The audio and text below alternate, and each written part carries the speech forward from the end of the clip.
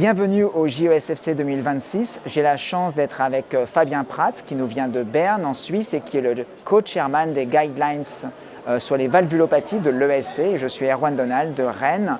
Et donc avec Fabien, aujourd'hui, on doit parler d'un sujet qui est très important, c'est la fuite tricuspide. Et la question que chacun se pose, Fabien, c'est quand est-ce qu'il faut intervenir ?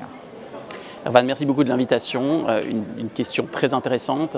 Je crois que ce qui est important, et on le dit très souvent dans les congrès, la fuite tricuspide, c'est quelque chose de complexe. Et c'est quelque chose de banal de le dire, mais en réalité, ça a beaucoup d'implications dans le traitement de ces patients, parce que ces patients doivent être pris en charge de manière interdisciplinaire, dans des centres qui ont des compétences diverses, avec des rythmologues, avec des spécialistes de l'insuffisance cardiaque, avec peut-être aussi des chirurgiens.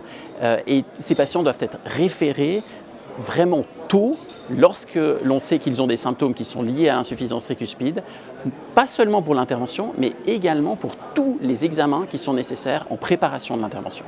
Donc on est tous concernés par la fuite tricuspide. Il faut diagnostiquer tôt, référer au centre expert qui va faire les explorations nécessaires, pas nécessairement intervenir tout de suite, mais finalement quel serait pour toi le candidat idéal, celui que tu veux voir arriver en salle de cathétérisme ?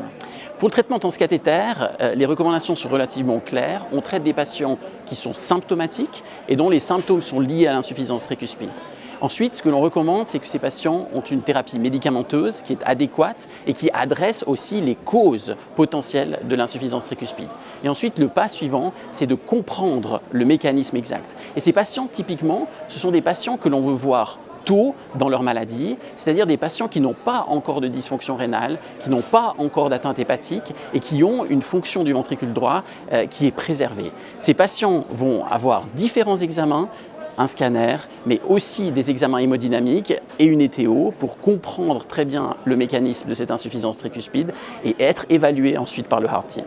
Donc, Fabien Prats ne veut pas simplement voir le patient en salle de cathétérisme, il veut voir le patient en amont pour choisir le bon patient pour la bonne technique. Il y a différentes techniques, on n'a pas le temps d'en parler, mais il y a différentes techniques.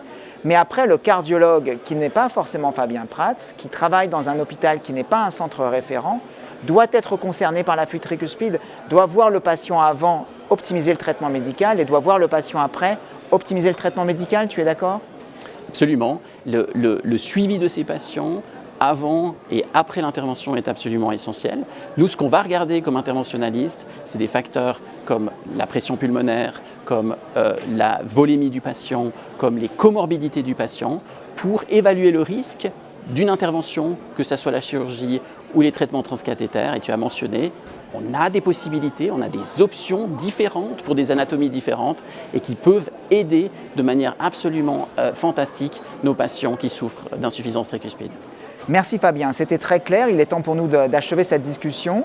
Donc on retient que la fuite tricuspide c'est très important, c'est vraiment un marqueur pronostic sévère. Il faut voir les patients, il faut faire le diagnostic de la fuite tricuspide. Il faut référer les patients tôt pour une évaluation plus complète.